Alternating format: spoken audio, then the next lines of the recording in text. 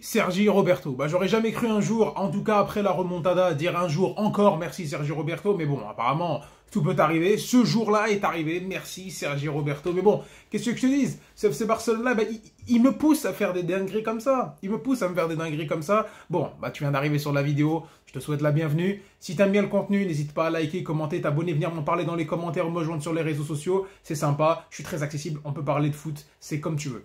Mais là, on va parler du FC Barcelone parce que ça fait quelques matchs, j'en ai pas parlé. Et franchement, c'est pas juste... En fait, pourquoi je ferais une vidéo sur la déculottée qu'on se ferait à Gérone, la déculottée qu'on s'est pris à Antwerp, le match nul éclaté qu'on a fait à Valence. Tout le temps la même chose. J'allais te parler de quoi? M'installer, bonjour, bienvenue pour une nouvelle vidéo. Bon, allez, Xavi, c'est quoi ses coachs? Pas de circuit de passe, les joueurs sont inefficaces. On peut dépendre que des individualités, et même si elles sont pas au niveau... Voilà, ça allait être ça le résumé. Bah, c'est un peu le résumé d'aujourd'hui. C'est un peu le résumé du match d'aujourd'hui parce que tu es obligé de t'en remettre à Sergi Roberto. Et là, c'est le comble, Dad. Ça, c'est le comble, frérot. Parce qu'à un moment donné, on avait vu que le Barça n'était peut-être pas le grand Barça des années 2010, comme l'avait dit Xavi. On avait vu que ce n'était pas les mêmes circuits de passe, c'était pas la même animation, c'était pas les mêmes volontés de jeu, c'était peut-être même pas la même qualité des joueurs. Ok, ça, il n'y a pas de problème.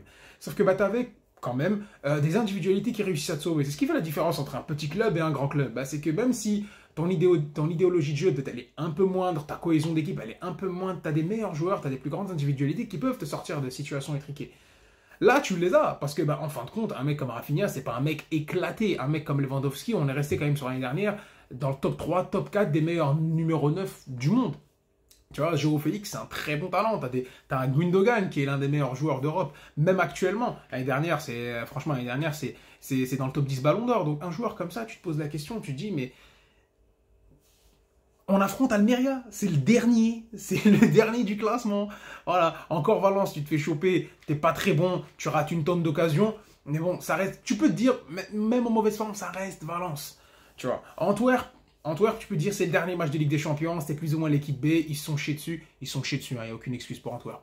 Face à Gérone, tu peux dire que c'est le One Season Wonder, c'est incroyable, c'est le Leicester d'Espagne cette année. Mais cette année, tu vas dire quoi pour Almeria? C'est l'équipe la plus nulle d'Europe quasiment. Et je sais de quoi parler parce que sur cette chaîne, vous savez que je parle de Lyon. Donc franchement, même Lyon, ils ont été meilleurs, tu vois. C'est pour te dire.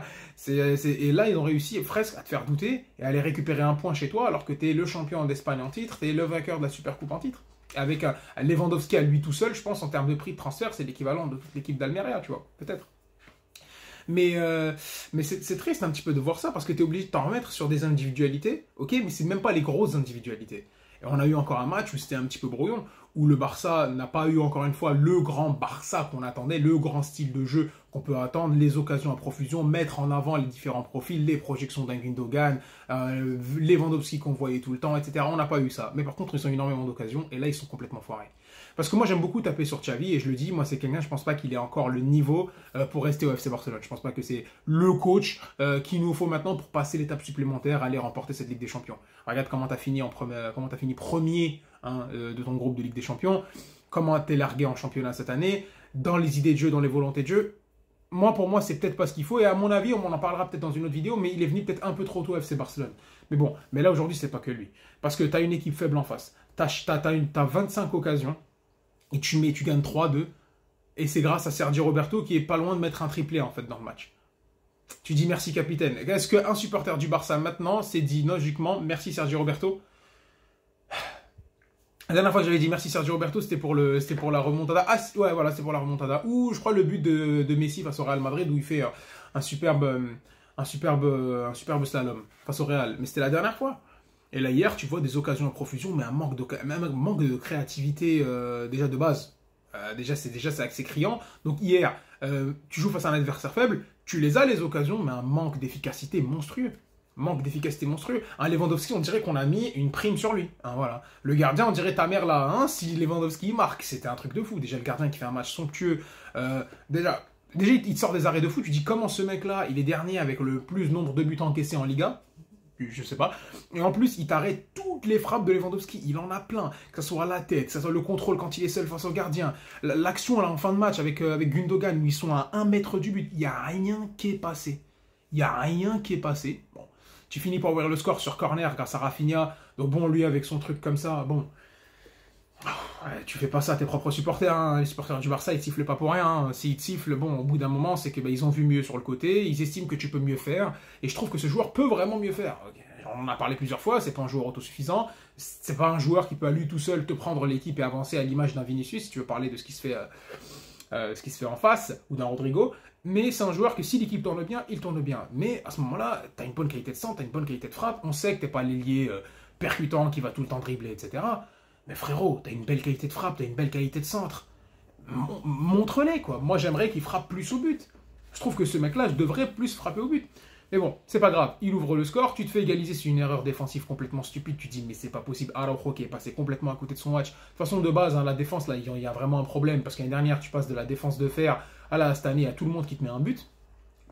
Bon bah, allez, ça va la stat effrayante. Hein. Ça faisait longtemps qu'on n'avait pas gagné en Liga avec plus de 2 buts d'écart. Là encore, tu finis à 3-2. Tu te fais sauver par Sergio Roberto, il t'égalise encore une fois sur une erreur complètement conne de sortie d'Iñaki Peña, mais tu peux pas vraiment lui en vouloir parce que c'est le backup de Ter Stegen et il fait pas trop, même si ce match-là il a pas été ouf. Mais bon, parce qu'on voit tous le face-à-face sur le premier but d'Almeria. Hein. Quand la balle elle passe juste à côté, tu dis si c'est Ter Stegen ça rentre. On va être honnête les gars, on va être honnête. Mais là tu te fais peur face à une équipe qui n'a pas grand-chose, qui est sur quelques situations, mais qui malgré tout réussit à te faire peur. Réussit à te bousculer un petit peu, et toi, c'est un match que tu dois gagner facilement 5, 6, 7, 0, mais je rigole pas, hein, c'est que c'est même pas de la frustration, ça, tu dois gagner 5, 6, 7, 0, et tu finis à 3-2 piteusement, avec une action bien construite à la fin, c'est bien senti entre Lewandowski et Sergio Roberto, qui va aller te mettre le doublé, qui va aller sauver le club. Et tu veux dire quoi maintenant?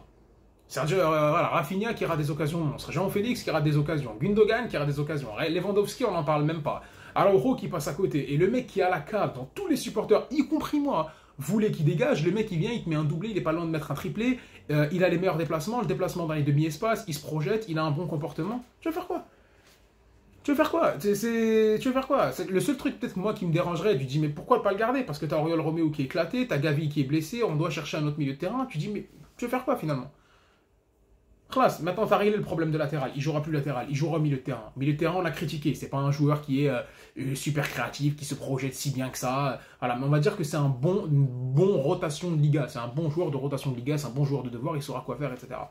Ok, là il y avait Pedri blessé, d'ailleurs il faut qu'on parle aussi hein, depuis les blessures au Barça, De Jong suspendu.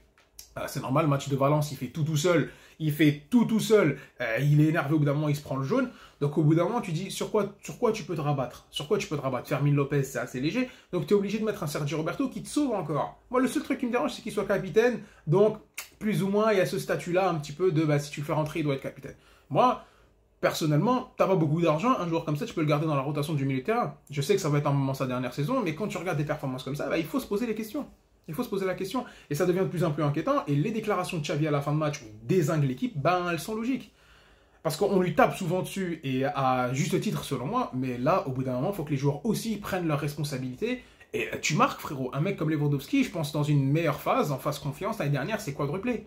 Ce match-là, on le finit, on le plie 7-0, on est tranquille, quadruplé de Lewandowski, un but de Rafinha, un but de Gundogan, et vas-y, peut-être un but de Félix, si j'ai bien compté, 4 plus 3, ouais voilà, ça fait 7.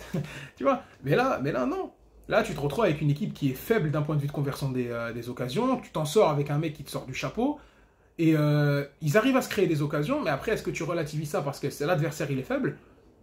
Tu vois, parce qu'on peut taper sur Xavi, et je le dis toujours une fois, mais là, au risque de me répéter, c'est des joueurs qui sont en grand manque de confiance. C'est dû à quoi? Grand manque d'efficacité, c'est dû à quoi? Là, il faudra travailler. Il y a la trêve. On va voir qu'est-ce qu'ils vont essayer de faire comme ajustement pendant le mercato d'hiver. Tu as l'arrivée de Vitor Roque, mais c'est un petit jeune de 18 ans qui n'a jamais joué en Europe. Tu vois, il faudra se poser la question. Ils vont chercher un milieu de terrain. Après, quel milieu de terrain? Si c'est pour nous chercher un milieu de terrain de l'Akabi d'un Oriol Romeo, non merci. Et là, la Saha, comme on dit chez moi. Donc à ce moment-là, il faudra vraiment voir et que Xavi se remette en cause et que le groupe avance. Parce que là, tu es largué en Liga.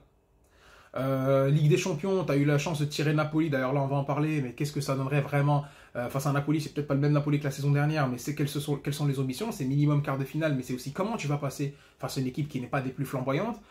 Il reste la coupe. Le Real Madrid qui a pris beaucoup d'avance malgré toutes les blessures qu'ils ont, tu fais comment? Là, faudra prendre des décisions fortes, il faudra être prêt à prendre des décisions fortes, parce que la saison de Liga, ça risque d'être un gros tournant si le Barça ne s'améliore pas très vite. Bref, c'est ce qu'il y avait à dire sur le match d'hier. On se voit très vite pour de nouvelles vidéos. Visca le Barça.